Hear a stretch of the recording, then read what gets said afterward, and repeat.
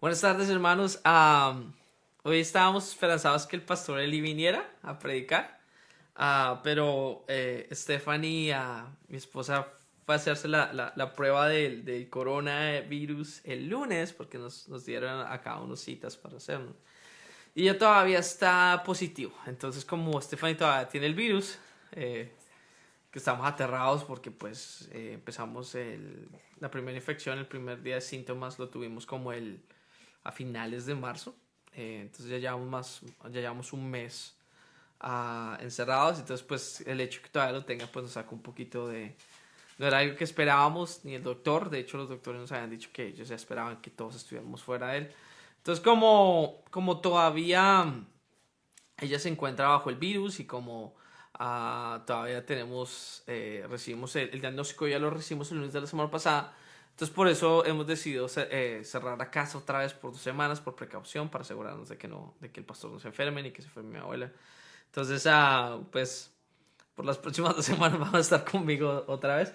Ayer yo estaba comunicándome mucho con el pastor. Yo le estaba bromeando el jueves, estaba diciéndole, no, pastor, yo el sábado ya tenía planeado lo que iba a hacer en mi día de relax y ahorita que me va a tocar predicar, a mí me va a tocar estar todo el tiempo pensando qué tengo que predicar y qué es lo que tengo que decir y cosas así.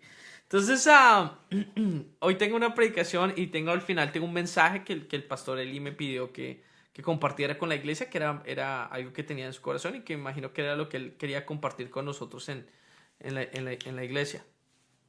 Entonces, vamos a orar. Quiero que me acompañen a la escritura antes de comenzar. Está en Mateo capítulo 5 versículo 14 al 16. Dice lo siguiente: Vosotros sois la luz del mundo, una ciudad situada sobre un monte que no se puede ocultar. Ni se enciende una lámpara y se pone debajo del almud, sino sobre el candelabro, y alumbra a todos los que están en la casa. Así brille vuestra luz delante de los hombres, para que vean vuestras buenas obras y glorifiquen a vuestro Padre que está en los cielos. Acompáñame en una oración. Padre bendito del cielo, te doy gracias por la oportunidad que nos das de venir juntos como iglesia, Padre celestial, así sea en línea, y conectarnos, Padre bendito, para buscar tu palabra. Te pido que en este momento quites todo lo que estorbe, perdona a mí en nuestros errores y en mis pecados y a todos, Padre celestial, y que podamos, Padre bendito, acercarnos ante tu trono de gracia, así sea en línea, pero Padre celestial, te lo pedimos que nos acerquemos gracias al sacrificio de Cristo y por tu gracia, Señor, a pesar de lo que somos. Que podamos aprender hoy, Padre celestial, y que sepamos y que salgamos todos construidos, Padre celestial, edificados y confrontados en este día. En Cristo Jesús te pido todo esto. Amén y amén. Ah, esta semana mientras estaba yo pensando, después del miércoles, no, después del jueves, porque el jueves fue cuando eh, eh, nos llegaron las noticias, por eso fue que el miércoles dije que el pastor iba a venir. Um, Después empecé a pensar y me puse a orar y dije, bueno, que tengo que predicar, parce, ahora muéstrame, porque pues ya no estaba como en el relax de que, no, tengo que predicar sino hasta el próximo miércoles, sino tengo que predicar este domingo. Y me llamó el pastor Eli, me dijo, hermano, necesito que digas esto y esto y esto a la iglesia, lo cual se lo va a decir al final. Entonces cuando estaba orando y pensando sobre todas las cosas que tenía que hablar y todo, se me venía siempre la misma historia. El libro de Jonás, el libro de Jonás, el libro de Jonás, el libro de Jonás. Entonces, al final, quiero darles el mensaje que el pastor, pero quiero aprovechar este momento para que estudiemos el libro de Jonás como iglesia de una manera un poco más profunda, más seria. Voy a tratar algunos de los dos historias en Jonás que suenan como muy supernaturales, o sobrenaturales, perdón, lo dije en inglés, muy sobrenaturales. ¿Y por qué quiero tratar eso? Porque no quiero que por un escepticismo, porque no nos cueste creer ciertas cosas, X o Y cosas, lleguemos al punto de perder el enfoque, de perder la enseñanza que Jonás da. Entonces, por eso quiero como que nos enfoquemos en todo el libro para poder sacar todo lo que el libro tiene. Y también pues en muchas de esas cosas vamos a aprender cosas de cómo Dios se mueve y cómo Dios actúa y cómo la Biblia es respaldada por Dios mismo. Ok, entonces la historia de Jonás es una de las historias más cuestionadas por incrédulos. los hechos de que Jonás se lo tragó un gran pez y que una nación pagana se arrepintiera por solo escuchar una predicación, ni siquiera una predicación sencilla, una frase sencilla, son motivos incluso de burlas de muchas personas. Entonces, para poder extender la historia de Nínive o de la ciudad que Jonás fue a predicarle con profundidad, necesitamos meternos a la historia que rodeaba a Jonás en su tiempo. Entonces, el libro de Jonás no nos cuenta toda la historia del profeta, pero nos cuenta una historia en particular, algo que pasó en su vida y en un momento específico en su ministerio. Entonces comenzamos con Jonás capítulo 1, versículo 1 al 3. Vamos a leer el siguiente. Dice, vino palabra del Señor a Jonás, hijo de Amitai, diciendo, levántate, ve a Nínive, la gran ciudad, y proclama contra ella, porque su maldad ha subido hasta mí. Pero Jonás se levantó para huir a Tarsis, lejos de la presencia del Señor, y descendiendo a Jope, encontró a un barco que iba a Tarsis, pagó el pasaje, entró en él para ir con ellos a Tarsis, lejos de la presencia del Señor. Cuando uno no conoce la historia, uno al principio lee esto y uno como que no le agarra mucho, ¿no? Resulta que Dios le pide a Jonás que vaya a la capital de otra nación que se llamaba, la nación se llamaba Siria y la capital se llamaba Nínive, y le dice, necesito que vayas a Nínive porque la maldad de ellos ha llegado a un punto de que, punto extremo, necesito que tú les digas y les digas que están mal y que si no cambian voy a destruirlos, y que vayas y le prediques. Nínive es donde queda Irak en este momento. Entonces, aquí está Israel, ¿sí? Entonces, usted imagínese que Nínive está acá. Entonces, Jonás vivía aquí en Samaria, aquí estaba Nínive. Pues Jonás no quería ir a este lugar, fue hasta el punto que se fue a Tarsis. Tarsis era España y España quedaba ahí. Entonces, él fue, y España era el límite de lo que ellos conocían. Entonces, él se fue hasta el lugar más lejos de Nínive que pudiera pensar. Dijo, me voy para Tarsis, me voy para el lugar más lejos posible para no tener que ir a predicarle a esta gente. Entonces, la pregunta es, ¿por qué Jonás prefiere abandonar su hogar, prefiere abandonar su pueblo, prefiere irse de migrante a un lado donde no conoce antes de irle a predicar a Nínive? ¿Por qué hay esa clase de desobediencia y de rebeldía de parte de Jonás? Entonces hay dos factores muy importantes para poder entender por qué la actitud de Jonás, por qué Jonás actuó de la manera que actuó. Los dos factores, la primera es quién eran los asirios, o sea, quién era la gente de Nínive, y el segundo factor era quién era Jonás. Entonces aquí vamos a ver que entendiendo quién era esta gente y entendiendo quién era Jonás, podemos entender cuál fue las razones por la cual el tipo prefiero irme para España antes de irle a hablar a esta gente. Prefiero salir de mi ciudad antes de hablarle a esta gente.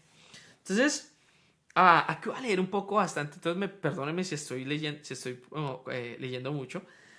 Pero hay un libro que se lo recomiendo a todos los cristianos que quieren profundizar más sobre el libro que se llama A través de la Biblia. Es un libro bien sencillo y da introducciones de cada uno de los libros de la Biblia y te dan diferentes información que es bastante buena. Entonces resulta que ese libro fue escrito por Miles Berman y en el capítulo de Jonás menciona una descripción por un erudito de historia que se llamaba John Urquhart. Tiene un nombre bien raro. Y él describe cómo eran los asirios. Entonces déjenme le cuento cómo eran los asirios. ¿Listo? Entonces, la descripción de él nos ayuda a entender cómo eran en realidad. Urquhart describe que Asiria llevaba varias décadas conquistando y oprimiendo los pueblos del Mediterráneo. Los pueblos del Mediterráneo era donde se encontraba Israel. Entonces, no era simplemente Israel y Judá, sino eran todas las naciones que se encontraban en esta área. Asiria se la pasaba conquistándolos y invadiendo estos territorios. ¿Listo? Y también los oprimía.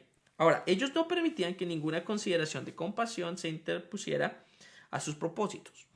Ellos no podían tener soldados en todos los terrenos conquistados. Entonces, para compensar, llevaban a cabo un plan donde le hacían un daño tan terrible a los nativos del pueblo que ellos conquistaron, así de inundarlos de tanto terror que después no necesitaban de soldados para mantener el control sobre la región. Traumatizaban a las personas.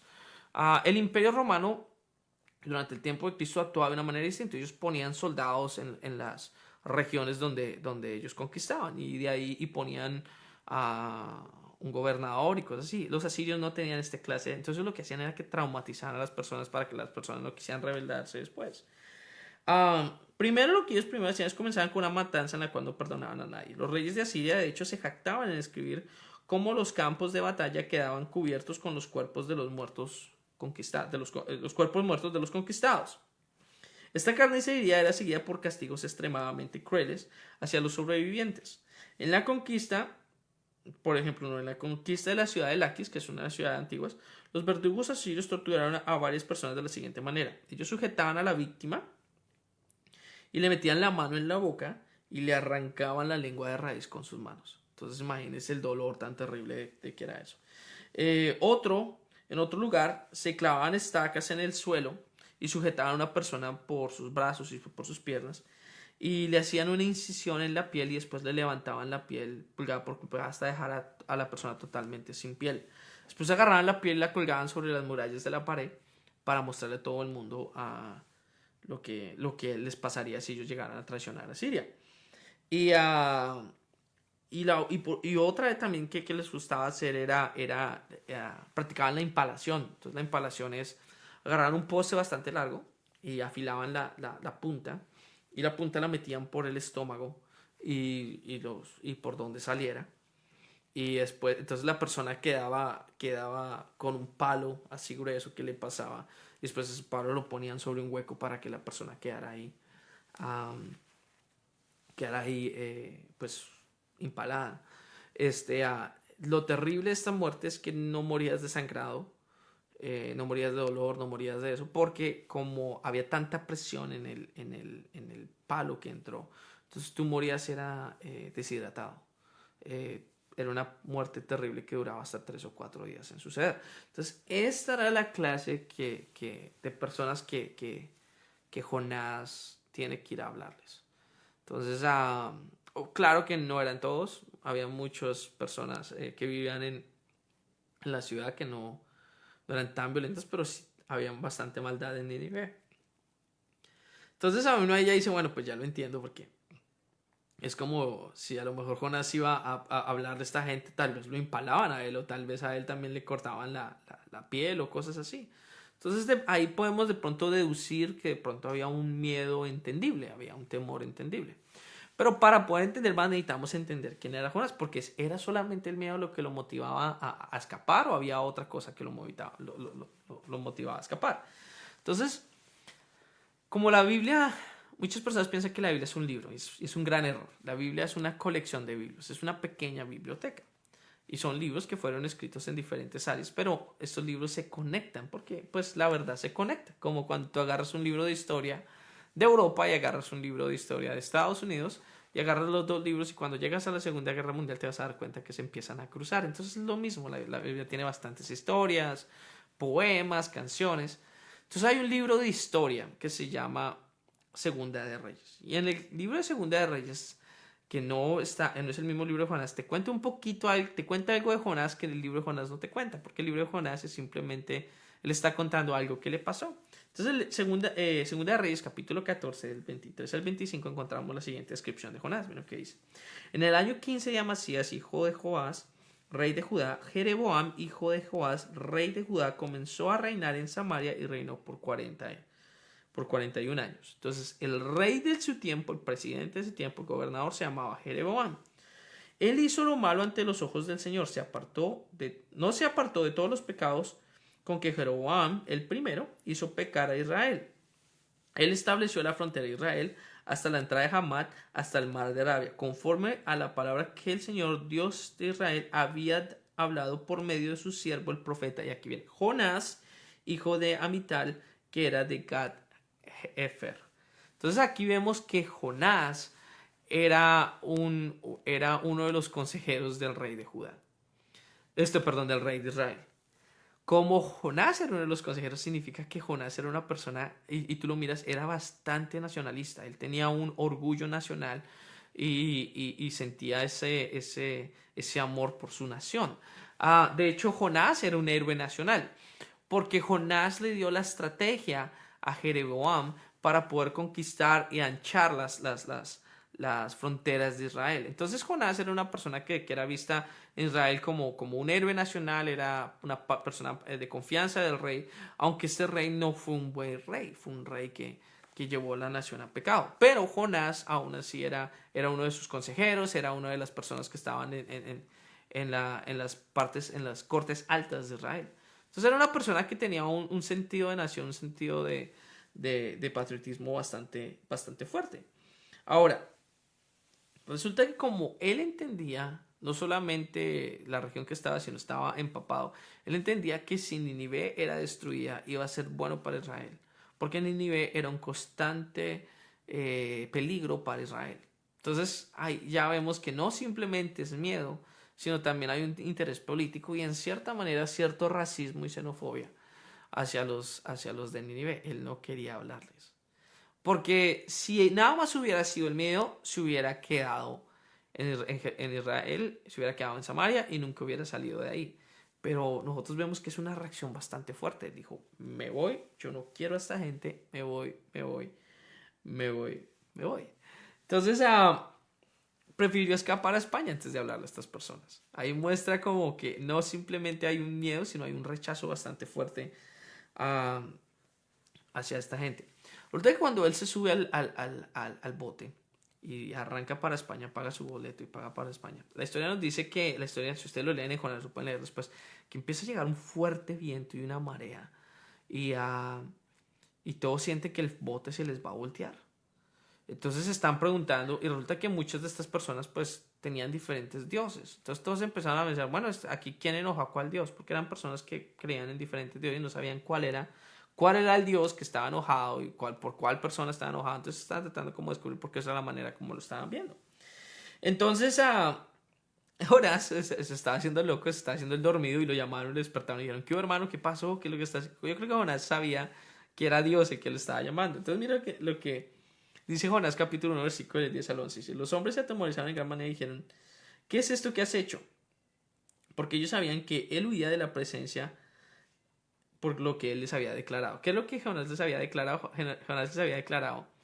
Yo creo que el que está enojado con el que tiene un Dios enojado con él soy yo. El único Dios verdadero me mandó a hacer algo y yo no lo estoy haciendo y yo creo que Dios está enojado conmigo. Entonces los tipos le preguntaban, ¿pero qué hiciste?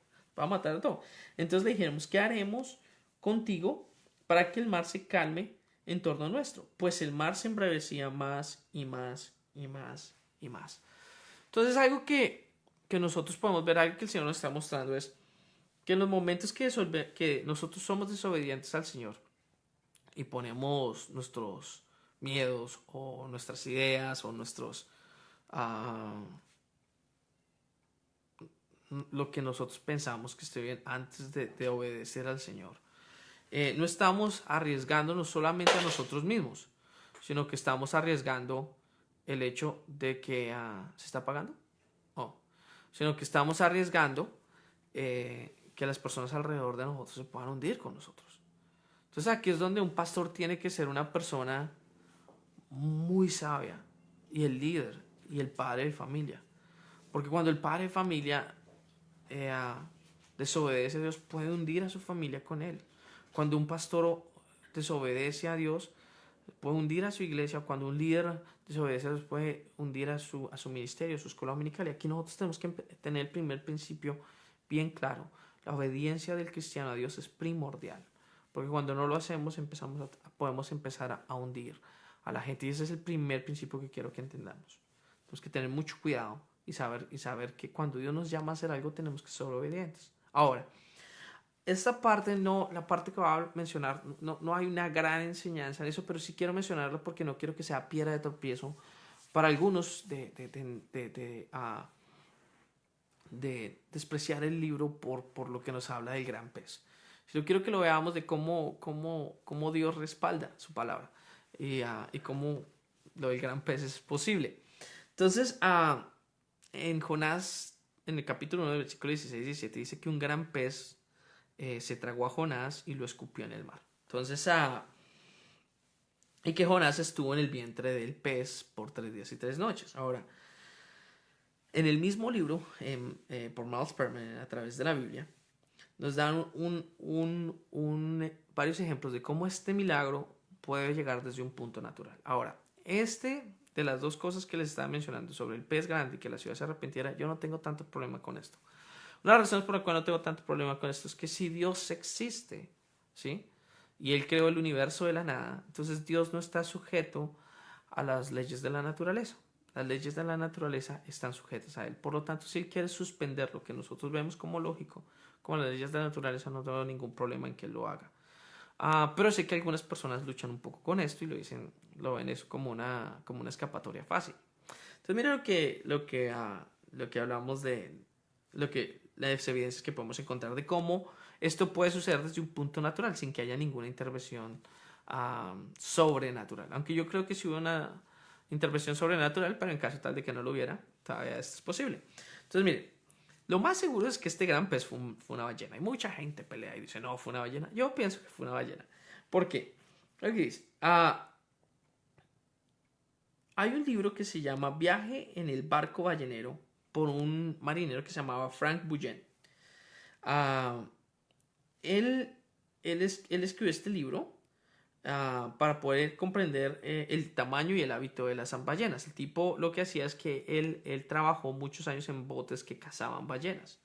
Esto era lo que se hacía mucho. Entonces, Bullen cuenta en su libro que en más de un lugar se cazaron ballenas de 69 pies de largo y con una anchura de cuerpo a proporción.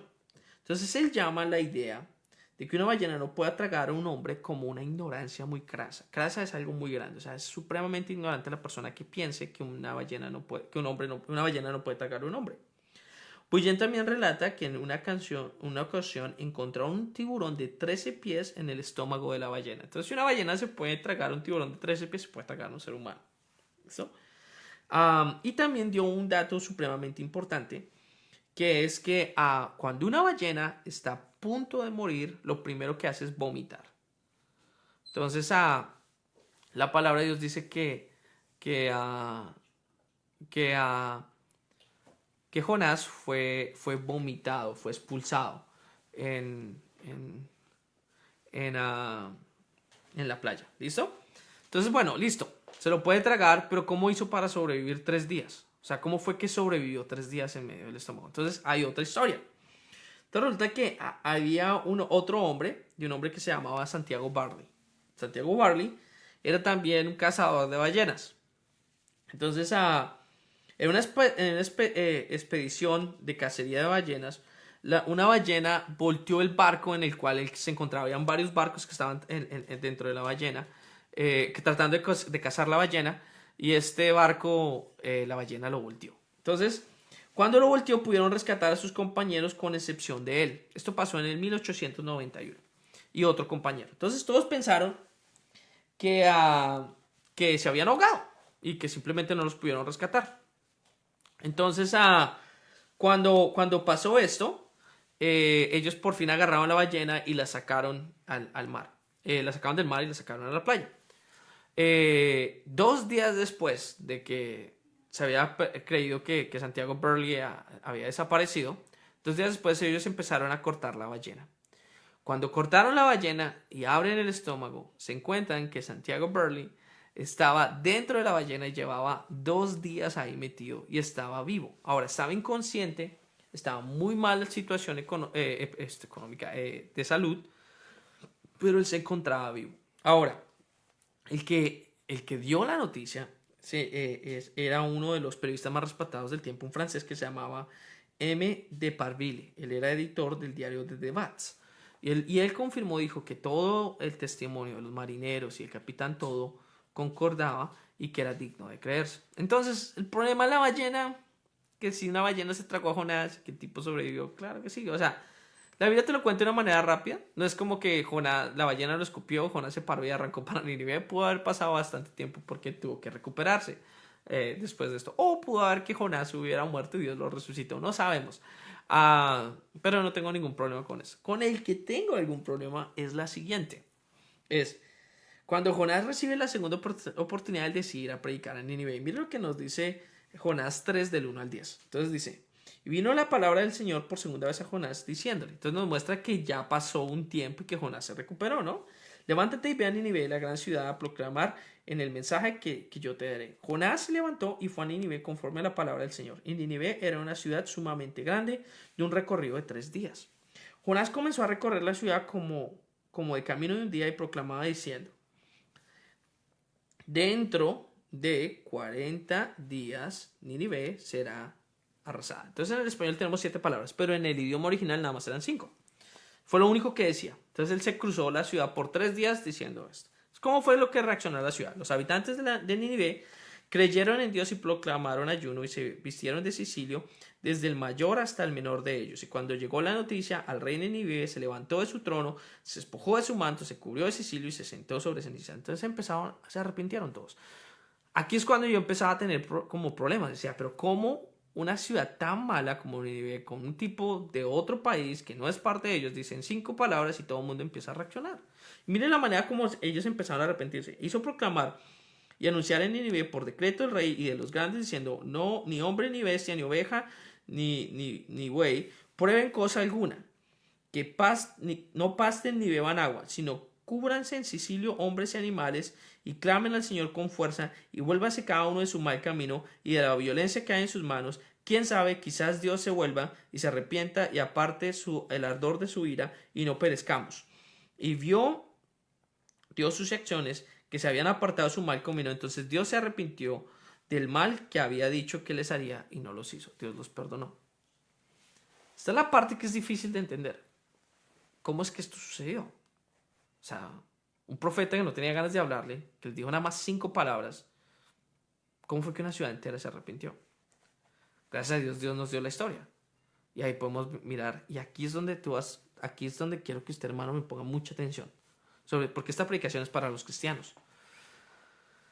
Aquí es donde usted tiene que poner mucha atención, porque tiene que ver el mover de Dios. Y aquí es donde usted espero que aprenda algo nuevo del libro de Jonás hoy. Entonces, mire, Dios en su infinito poder y en su sabiduría estaba trabajando con las personas de Nínive mucho antes de que Jonás fuera.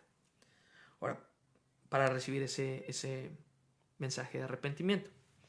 Ahora, como vimos antes, el reinado de Jonás, perdón, no el reinado de Jonás, el ministerio de Jonás fue llevado a cabo durante el reinado de Jeroboam el segundo. Gracias a Dios, como nosotros podemos ver, tenemos historia y podemos ponerle fechas. Entonces, al ponerle las fechas, Jeroboam el segundo reinó entre el 793 y el 753 a.C. ¿Listo? Lo cual nos lleva a deducir que los reyes durante el tiempo de Nínive eran los dos siguientes: Adad-Nararí el tercero y Usardán el tercero. Adad-Nararí reinó sobre el 810 al 783, esto fue antes del tiempo de Jonás, y Usardán el tercero 771 al 754, esto durante el tiempo de Jonás. Entonces, cuando Jonás fue a predicar, el rey era Usardán el tercero. Ahora, ¿por qué menciono el rey de antes? Resulta que el rey que estuvo anteriormente hizo un cambio. En este momento, una de las pocas civilizaciones o pueblos que creían en que nada más existía un Dios eran los israelitas. El resto de las naciones creían que había muchos dioses: los dioses de los montes, los dioses del mar, los dioses de las colinas, los dioses. Entonces le cambiaban todo, era un dios, tenía muchos dioses. Resulta que Adad-Nararí el tercero, él no le gustó eso. Y él empezó a sacar muchos de los dioses y nada más les permitió a Nínive adorar un dios. Entonces, para cuando llega Jonás, ellos nada más creían que había un dios. Le llamaban el dios Nebo, que era representado por un pez. Imagínense, llega una persona que fue tragada por un pez y les va a dar un mensaje de un dios, y ellos en su mente pensaban que Dios era un pez. Entonces ya vemos de que cuando Jonás habla, porque ¿se acuerdan cuando estaban en el bote donde todos estaban preguntando cuál dios es el que está enojado?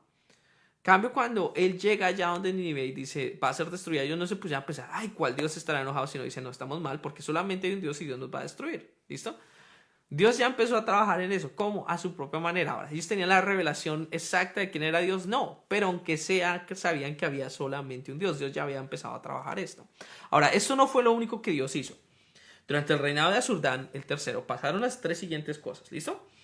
Entonces, lo primero que pasó fue que hubo una plaga mortal que cayó sobre la ciudad en el año 765. Murieron bastantes personas por causa de esta plaga. Algo como lo que está pasando con el corona ahorita. Después hubo un eclipse solar total en junio 15 del 763. Entonces, si vemos, pasó la plaga, a los 2 años les da un eclipse solar. Durante este tiempo, para ellos los eclipses solares eran como símbolos de algo negativo. Que no lo es así, pero las personas lo creían. Y después de esto cayó otra plaga, más o menos a unos 4 años después, en el año 759. Entonces fueron 3 eventos donde la ciudad de Nínive estaba en un estrés tremendo y ellos estaban esperando que les iba a caer una catástrofe encima. Entonces, cuando Jonás llega a Nínive, Dios ya había trabajado tanto a Nínive que Jonás no tuvo que hacer nada extraordinario. Él lo único que hizo fue uh, hablar, porque el pueblo ya estaba, el pueblo de Nínive ya estaba preparado para recibir la exhortación de Jonás. De hecho, el profeta no tuvo que hacer nada. Él no tenía ganas de hacer nada. El tipo, él cumplió con su cometido, pero ni siquiera lo hizo como con muchas ganas, porque como les digo, nada más dijo 5 palabras. Ahora, ¿por qué sé que él no, por qué sabemos que él no lo hizo con todo su corazón, sino lo hizo con cierta desplicencia, nada más como por cumplir, porque era su obligación? Porque mira lo que dice Jonás capítulo 4, del 1 al 4. Siguiente. Pero se desagradó Jonás en gran manera y se enojó. Eso fue después de predicar. Y oró al Señor y dijo: ah, Señor, ¿no era esto lo que yo decía cuando aún estaba en mi tierra? Por eso me participé a huir a Tarsis. O sea, aquí es donde entendemos que él no se fue por miedo. Si esta fue la razón. Porque sabía que tú eres un Dios clemente y compasivo y lento para ira y rico en misericordia y te arrepientes del mal con que amenazas. Y ahora, oh Señor, te ruego que me quites la vida, porque es mejor que me muera. Es mejor la muerte que la vida. Y el Señor dijo: ¿tienes acaso alguna razón para enojarte? Entonces lo que Jonás le estaba diciendo aquí es: yo sabía que tú los ibas a perdonar. Mejor yo me muero, yo no quiero vivir. Esta gente aquí. Entonces nosotros vemos que Jonás no tenía un corazón dispuesto para que estas personas se arrepintieran. El hombre estaba más enfocado en sus planes y en lo que él quería. Pero lo hizo. Ahora, ¿por qué Dios respaldó a Jonás? Porque Dios tenía un plan. Y esto es lo importante que tú tienes que entender y que tú y yo tenemos que entender. De la misma manera como Dios ordenó a Jonás para que diera una palabra, y como Dios le mostró que tenía que compartir una palabra, de la misma manera como muchas veces Dios nos guía y nos lleva a que tú y yo llevemos una palabra. Muchas veces nos podemos llevar no por el racismo en realidad y el odio que sentía Jonás, sino que nosotros nos llevamos es muchas veces por el miedo, el que me dirán, el que qué tal si no me escuchan, y el temor de no saber qué es lo que vamos a decir. Nosotros tenemos que confiar en que Dios sabe lo que está haciendo. Y Dios ya está trabajando con las personas que Dios te está llamando a evangelizar y a ministrar. Tú no sabes qué es lo que está pasando en una persona. Tú no sabes lo que Dios ha estado trabajando en ellos. Tú no sabes que muchas veces el dolor o ciertas cosas ha sensibilizado su corazón para aceptar el mensaje que Dios tiene que tú les des.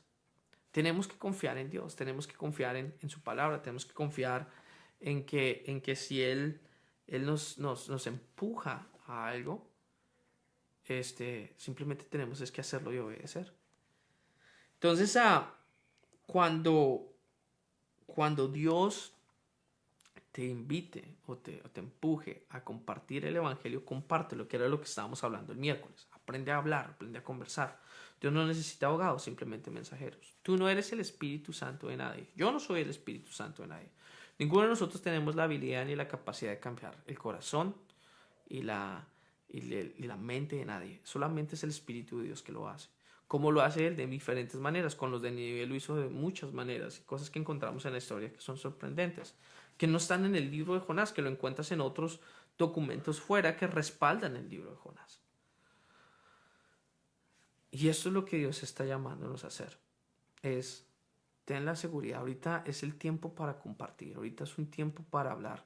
Con todo lo que estamos pasando ahorita, estamos en tiempo donde muchas personas están muy susceptibles. Pero por eso tenemos que ser sabios y saber cómo entender, cómo hablar.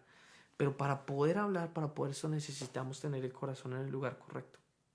Porque Jonás tenía voz de profeta, trabajó como profeta, pero no tenía el corazón de un profeta. Ahora, Jonás respondió a su llamado de profeta y resulta que este llamado lo tienes tú y yo, los tenemos todos, es una responsabilidad que tienen todos. Entonces nos la confirma en Ezequiel capítulo 33 del 7 al 9. Lo que Ezequiel capítulo 33 del 7 al 9 dice lo siguiente, dice, a ti hijo de hombre, o sea, a ti, a los cristianos, a los creyentes, te he puesto como centinela de la casa de Israel. Centinela significa como alguien que ve y que observa los peligros que pueden venir. Entonces, ¿por qué nosotros nos llama centinelas? Porque Dios, al despertar nuestro espíritu espiritualmente, podemos ver los peligros que pueden llegar espiritualmente. Te he llamado como centinela de la casa de Israel. Oirás pues la palabra de mi boca y la advertirás de mi parte. O sea, nosotros como cristianos tenemos que advertir a las personas y hablar a las personas de parte de Dios. Cuando yo diga al impío, impío, ciertamente morirás. Cuando Dios ha declarado que por la maldad de una persona, la persona morirá en sus maldades. Si tú no le hablas para advertirle al impío de su camino, y ese impío morirá por su inequidad, pero yo demandaré su sangre de tu mano. Entonces lo que Dios está diciendo es, si nosotros tenemos una obligación de decirle a las personas que tengan cuidado de su pecado, si nosotros no lo hacemos y las personas mueren por causa de ese pecado y son destruidos por causa del pecado, es culpa de nosotros como cristianos. La sangre de esa persona cae sobre nuestra cabeza. Pero si tú, de tu parte, adviertes al impío que se aparte de su camino, y él no se aparta de su camino, y morirá por su inequidad, pero tú habrás librado tu vida. Entonces lo que Dios nos está diciendo es totalmente libres de cualquier culpa. Entonces, Jonás cumplió con esto. Él cumplió con su obligación y Dios respaldó su llamado. Pero es el sentido de obligación y la responsabilidad lo único que debe mover nuestros corazones para actuar y para hacer la obra de Dios. O sea, es la pregunta que tenemos. ¿Es un sentido de obligación? ¿Esto es lo que nos tiene que mover? La realidad es que, aunque Jonás hizo lo que había sido llamado a hacer, él fracasó como profeta. Bueno, en esta historia, no sé en las otras, pero en esta historia en particular, él fracasó como profeta. En ese momento, no sé qué más hizo en el resto de su vida, pero en este momento él fracasó como profeta. Ahora, ¿por qué yo digo esto? Porque por lo que encontramos en Jonás, el mismo Jonás escribe esto. Mire, Jonás capítulo 4, versículo del 5 al 11 dice. Entonces salió Jonás de la ciudad y se sentó en el oriente de la misma. Se sentó afuera a mirar. Y se hizo un cobertijo y se sentó bajo él a la sombra, hasta ver qué sucedía en la ciudad. Y el Señor dispuso que una planta creciera sobre Jonás para que hiciera sombra sobre su cabeza y lo librara de su incomodidad. Y Jonás se alegró grandemente por la planta, pero Dios dispuso que un gusano, al rayar el alba del día siguiente, atacara a la planta y ésta se secó. Y sucedió que al salir del sol, Dios dispuso un sofocante viento solano, y el sol hirió la cabeza de Jonás, y él desfallecía. Y deseaba con toda su alma morir, diciendo, mejor me es la muerte que la vida. Jonás está bastante enojado, si quería morir.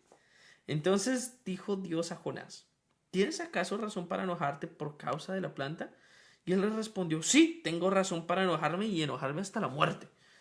Y el Señor le dijo, tú te apiadaste de la planta, por la que no trabajaste ni hiciste crecer, que nació en una noche y en una noche pereció.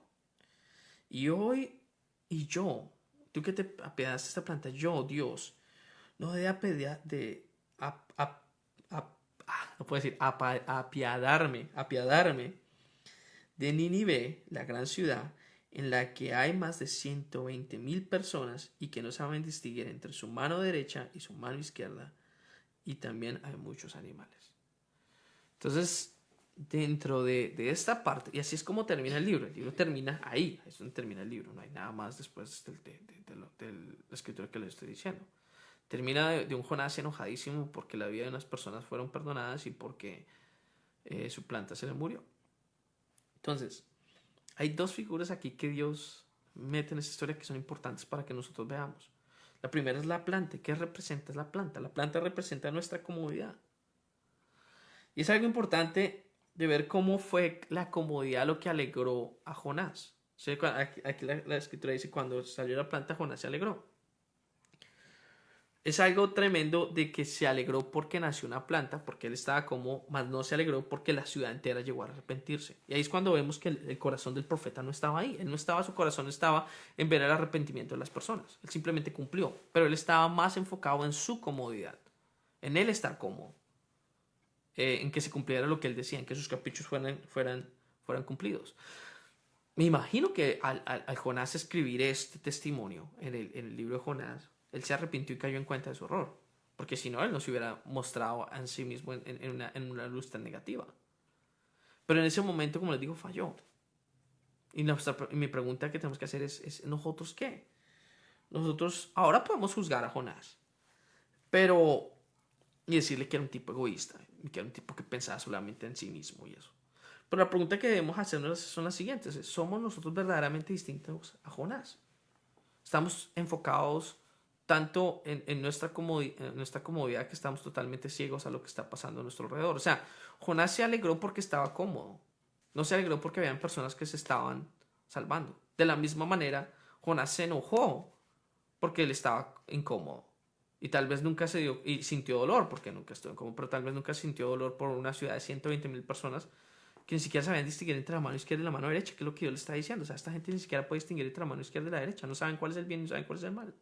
Él no le dio dolor decir que hay tanta ignorancia en las personas y que esta maldad los está llevando a su propia destrucción. Le dolió la planta, mas no le dolió la gente. Le dolió perder su comodidad, pero no le dolió lo que las personas estaban pasando. Y este fue el mensaje que me dio el pastor. Háblale esto a la iglesia y dile esto. ¿Sí? El segundo, también algo que tenemos que pensarnos, perdón, segunda pregunta que nos debemos hacer. ¿Cuál es nuestro primer enfoque? ¿Es nuestra comodidad?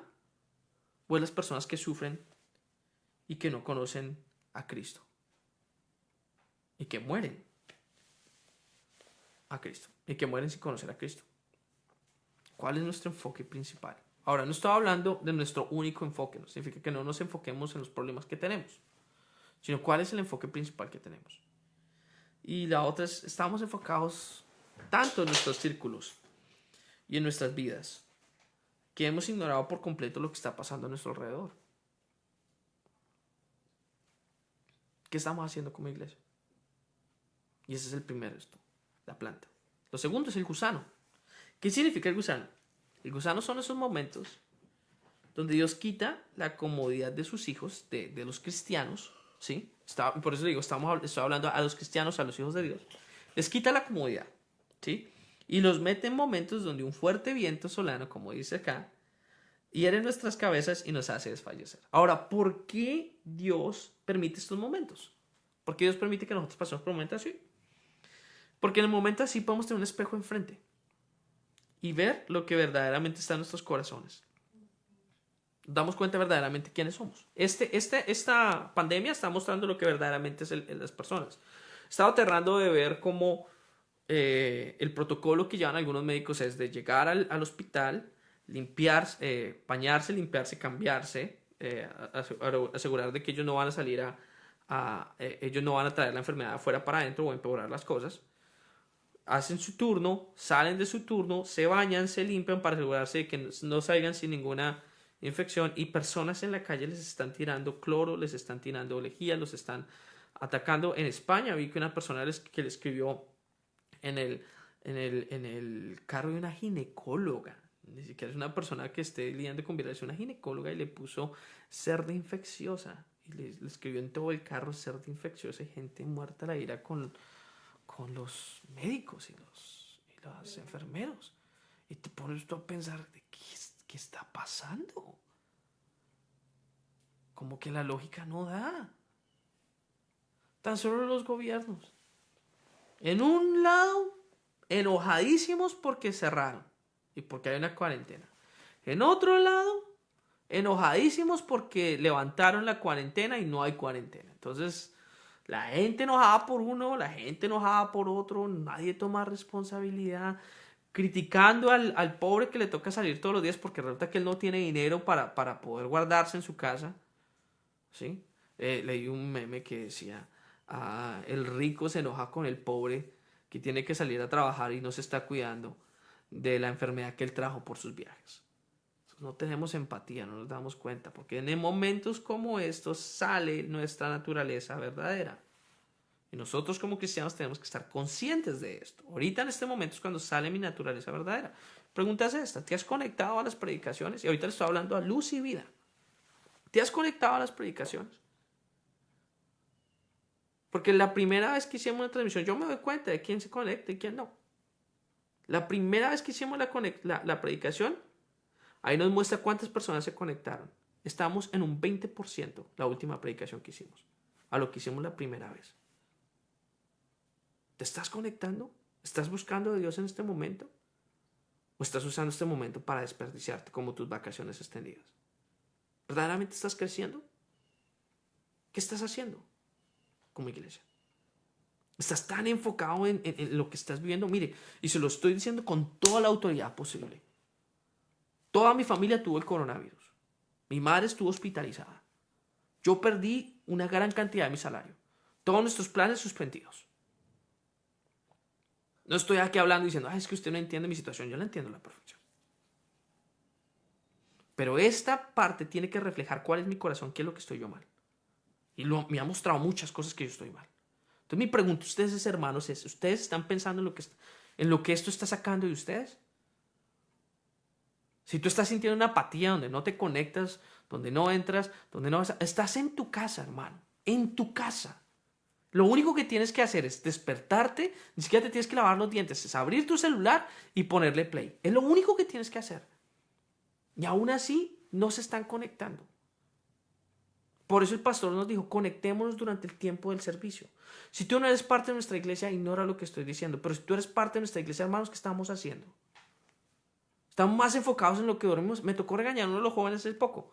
Les dije: vamos a tener la escuela dominical a las 11:30 de la mañana. Me dice: no, es que no sé si me puedo levantar. Y son las 11:30 de la mañana. Yo, no te estoy hablando de que te levantes a las 6 de la mañana. Él, como es sabio, lo entendió y cayó en cuenta. Y ahora, como él entendió, porque yo le dije: son las 11:30 de la mañana, ¿qué te pasa, mi hermano? Eso no es temprano. Y él dijo: no, tienes razón, y entendió. Ahora mi pregunta es a ustedes: él fue uno de los jóvenes, ahora los adultos. Mi hermano, ¿estás reaccionando? ¿Entiendes como él entendió? ¿Entendemos todos como él entendió? ¿Qué estamos haciendo en estos momentos? Y son las preguntas que tenemos que hacernos. Ahora, cuando pasan estas cosas, reaccionamos como Jonás. Nos enojamos porque la comunidad se nos fue. Nos desenfocamos por completo. ¿Cuál es la actitud que estamos tomando en estos momentos? ¿Sí? La próxima vez, cuando estamos sin sombra, que nos cubra, cuando estamos en estos momentos de no tener esa comodidad, ¿qué hacemos? Reflexionamos en la situación que sucede a nuestro alrededor. Reflexionamos en lo que está pasando fuera de las cuatro paredes de nuestro hogar. O nos enojamos porque nuestra planta ya no está. ¿Estás reflexionando del dolor, de lo que está pasando alrededor? ¿Estamos conscientes de lo que está pasando? Y por último, hermano, ¿será que Dios está permitiendo esto para que tú y yo, los que estamos cómodos, podamos sentir la empatía y entender qué es lo que las personas allá afuera están sufriendo y están sintiendo? Porque muchas veces nos sentamos tan cómodos en nuestras vidas sin problemas, o en nuestras vidas donde construimos las cosas bien, y nos empezamos a ignorar y a cerrar nuestros ojos y a no tratar de mirar el dolor ajeno y a tratar de mirar lo que está pasando afuera, porque no nos queremos incomodar. Este fue el mensaje que me dio el pastor. Y estas fueron las preguntas que el pastor me hizo. ¿Cuál es el enfoque principal de nuestra oración en este momento? Porque eso va a reflejar mucho lo que estamos sintiendo.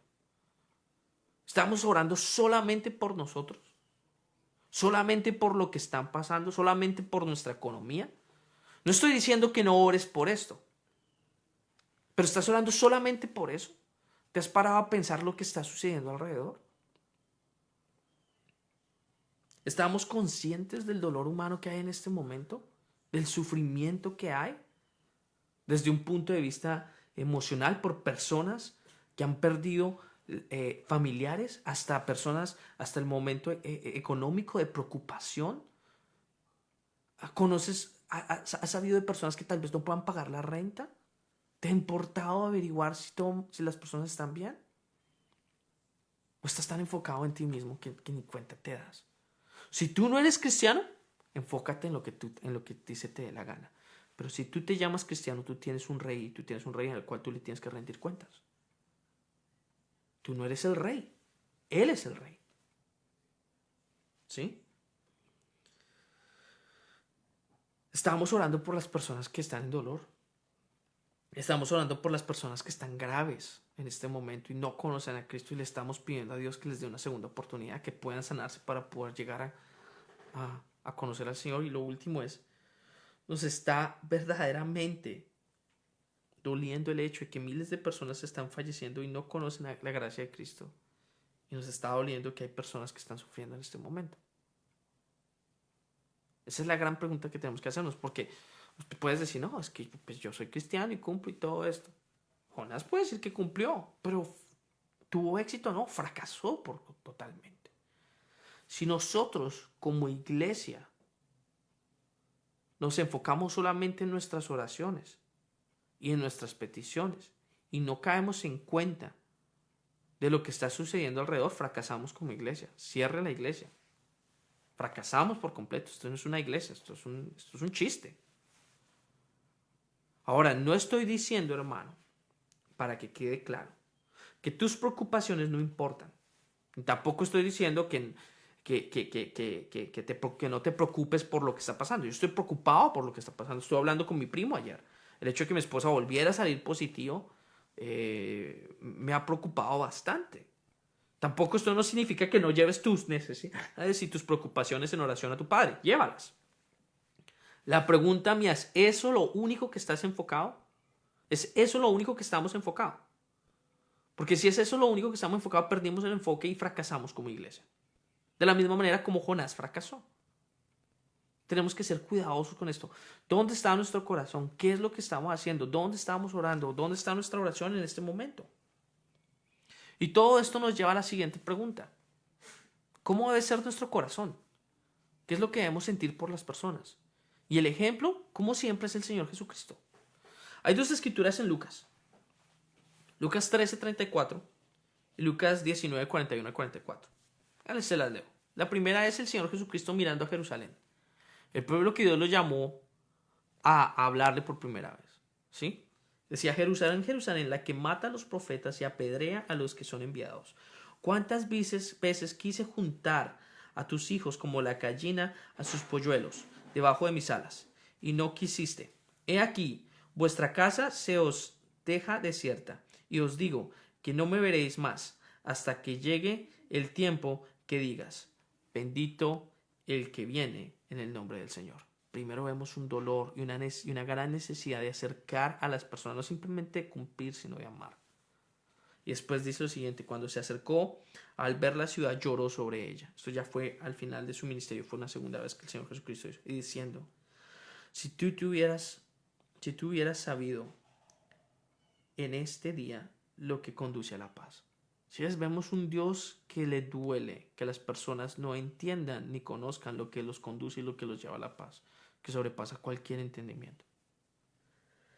Pero ahora está oculta a tus ojos, porque sobre ti vendrán días cuando tus enemigos echarán tarrapién delante de ti, te sitiarán y te acosarán por todas partes, y te derribarán a la tierra y a tus hijos dentro de ti, y no dejarán en ti piedra sobre piedra, porque no conociste el tiempo de tu visitación. Aquí lo que estamos viendo, sí es un Dios que reconoce que la gente está mal, pero es un Dios que le duele a las personas. Es alguien que siente dolor por la gente. Es alguien que siente dolor por el dolor humano. Y que le duele lo que está pasando. Y que tiene un deseo de que todos sean salvos. Por medio del ejemplo de él, aprendemos que no es simplemente con cumplir con una misión o una obligación, sino es un llamado a sentir ese dolor, a tener un corazón verdaderamente de profeta. ¿Sí?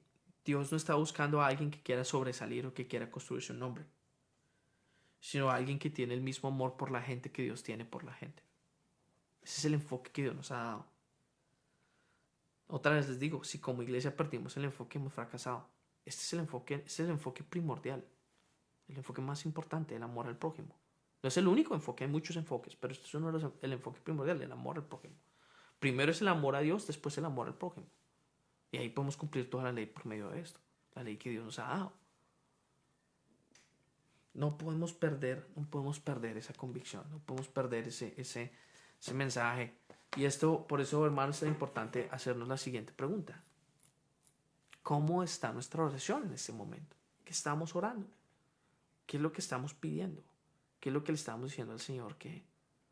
Lo que le estamos pidiendo en oración al Señor. ¿Cuál es nuestro enfoque? ¿Estamos solamente enfocados en nosotros mismos?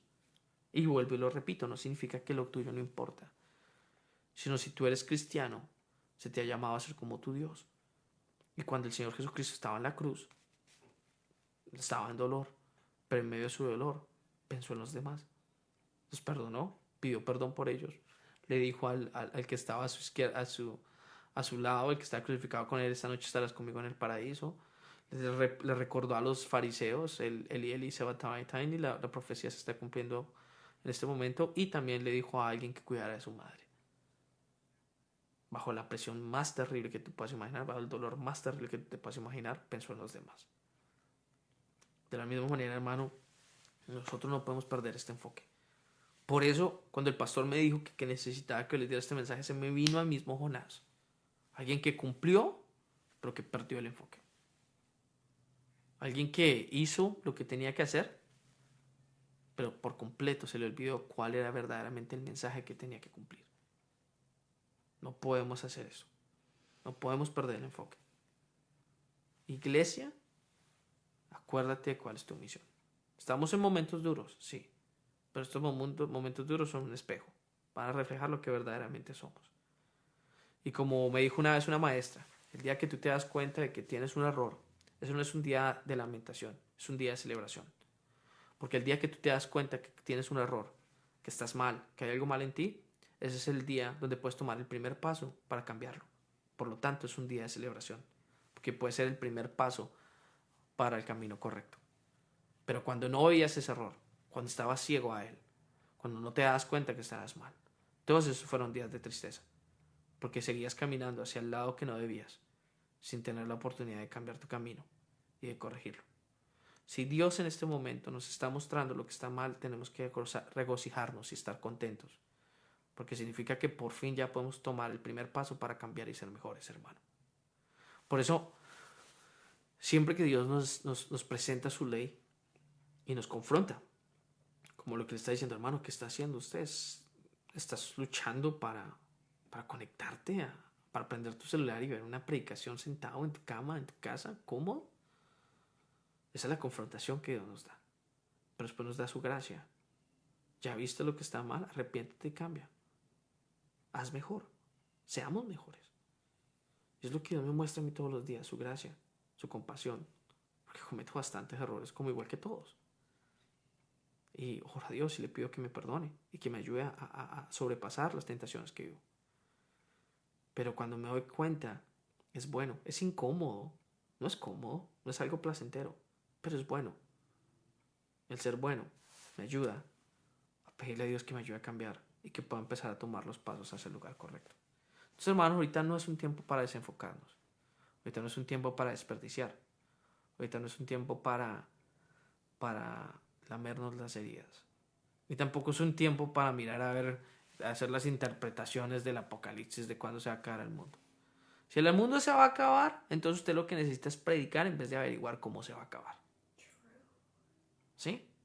Que si se va a acabar, ¿a ti qué te importa? Eso se le importa a Dios. A ti no te incumbe, a mí no me incumbe. Lo que nos incumbe es nuestra misión y el corazón que Dios nos llamó a hacer. Si el mundo se va a acabar, si viene la nueva orden mundial, pues que venga. Al fin y al cabo, si Dios dijo, pues lo va a hacer. No va a haber nada que tú puedas hacer que lo puedas parar. Tu enfoque y mi enfoque es llevar la gran comisión. Eso fue lo que se nos llamó. No tratar de entender qué es lo que va a pasar a futuro. Eso suena más a chisme y no a la misión de una iglesia. Nuestra misión es evangelizar. Nuestra misión es luchar por nuestra ciudad. Nuestra misión es sufrir por nuestra ciudad, ministrar nuestra ciudad y estar donde estamos. Donde te encuentres. Ahora sí le hablo a cualquier cristiano. Donde te encuentres. Pídele a Dios que te muestre cuál es tu misión. Cómo debes tú cumplir tu misión. Y cómo tú puedes hacerlo a él más conocido y llevar el evangelio a las personas que están alrededor tuyo. Recuerden, estamos para ser mensajeros, no abogados. Estamos para dar un mensaje, no para ganar contiendas ni debates, sino para dar el mensaje de salvación, para que personas puedan ver a Dios y reconocerlo. Y acuerden, tengan la confianza de como Dios trabajó en Nínive, Él está trabajando con las personas que Dios te está llamando a hablar. Si ellos responden, amén. Si ellos no responden, tú no puedes hacer nada. Oremos. Padre, te pido por este momento, Señor, y te pido porque no perdamos el enfoque, Señor. Porque nuestra oración, y no solamente nuestra oración, sino nuestro actuar, Padre Celestial, no estemos enfocados solamente en lo que hacemos, porque tu palabra habla que amemos a Dios con todo nuestro corazón, nuestra alma, nuestra mente y nuestras fuerzas. Fuerzas requiere de acción. Te pedimos que actuemos de una manera acorde a tu llamado y acorde a lo que tú nos has llamado a hacer. Que no se nos olvide, Padre Celestial, que somos un pueblo escogido, Padre Celestial, una nación santa llamada para mostrar la luz de las tinieblas, la luz hacia las tinieblas, para que las personas puedan ser transferidas del reino de las tinieblas al reino de luz, Padre Celestial. Te pido que no perdamos ese enfoque. Te pido, Padre Celestial, de que en este momento oremos por la manera correcta, y que si nuestro corazón está siendo expuesto y está siendo reflejado por medio de esta situación difícil, Padre Celestial, que tengamos la valentía para admitir nuestros errores y para decir, Padre Celestial, que nos ayudes a cambiar y a empezar a tomar los pasos al lugar correcto, Padre Celestial. Padre, y te pido por toda la gente que está sufriendo, te pido por nuestra ciudad, por el mundo, por Latinoamérica, por todas las personas que están perdiendo seres queridos. He visto historias desgarradoras por las noticias de personas sufriendo, Padre Celestial. Muchas veces nosotros leemos números. Ayer vi algo que yo dije, esos tipos, ¿qué les pasa? Donde escuché las noticias que decían, hoy tenemos buenas noticias, murieron menos personas. O sea, ¿dónde menos muertos es una buena noticia? Donde simplemente vemos números, nos hemos vuelto tan egoístas y hemos perdido tanta la sensibilidad, que decir murieron pocas personas es buena noticia. Ahí murió la madre de alguien, el hermano de alguien, el hijo de alguien, hay alguien sufriendo, hay una familia desgarrada en estos momentos, y decimos que es buenas noticias. Padre, perdónanos, porque hemos perdido el enfoque, hemos perdido la sensibilidad, la empatía hacia otros seres, Padre, hasta hacia nuestro hermano. ¿Cómo podemos decir que amamos a nuestros hermanos cuando decimos que es buenas noticias cuando ellos están muriendo? Y otro político decir que hay cosas más importantes que la vida, que la economía era más importante que la vida. ¿Qué nos pasa, Padre Celestial? Perdónanos, Señor. Te pido por todas las personas que están sufriendo, Padre, por todas las personas que están en este momento luchando por subsistir, Padre, porque sus negocios fueron, o su trabajo fue suspendido, por muchos que ni siquiera saben cómo van a pagar la renta, por todos los ilegales que no van a recibir ninguna ayuda del gobierno, Padre. Los que tengan dinero, Padre Celestial, toca sus corazones para que ayuden al que no tenga, al que no pudo recibir dinero, Padre Celestial. Ayúdame a mí, Señor, muéstranos dónde sembrar, los lugares correctos donde tenemos que dar, Padre, que buena semilla sea bendecida, Padre Celestial, que pueda encontrar la manera de dar, Padre Celestial. Padre, te pedimos por los que no te conocen, que están hospitalizados en su momento, dales misericordia, que se recuperen, Padre Celestial, que tengan la oportunidad de conocerte, Padre Celestial, que tengan la conciencia de medio de esto, Padre Celestial, mirar al cielo y hablarte y pedirte y clamar por tu misericordia y por tu sacrificio, Señor. Te pido, Padre Celestial, que uses a los médicos y a las personas cristianas, hijos tuyos, que están en estos lugares, que puedan tener la oportunidad de evangelizar y de compartir tu evangelio a todos ellos que están con miedo, con temor, y que tal vez están ya yéndose, Padre Celestial, a otra vida, Señor. Te pedimos por el dolor de nuestra humanidad, por la presión en la que están los líderes, los presidentes, porque los critican porque sí, los critican porque no. Te pido por los líderes, te pido por todo el mundo, Señor. Y te pido por esos líderes, porque la Biblia es muy clara. Así te caiga mal el presidente, así lo detestes, así pienses que sea un mequetrefe, tienes que orar por él y bendecirlo y honrarlo. Porque en la escritura ellos honraron a César, una persona que los estaba quemando vivos, que los estaba matando, y decía, honren y oren por César. A ninguno de nosotros nos están quemando ni nos están matando. ¿Qué nos da a pensar que tenemos el derecho a no orar por nuestros líderes?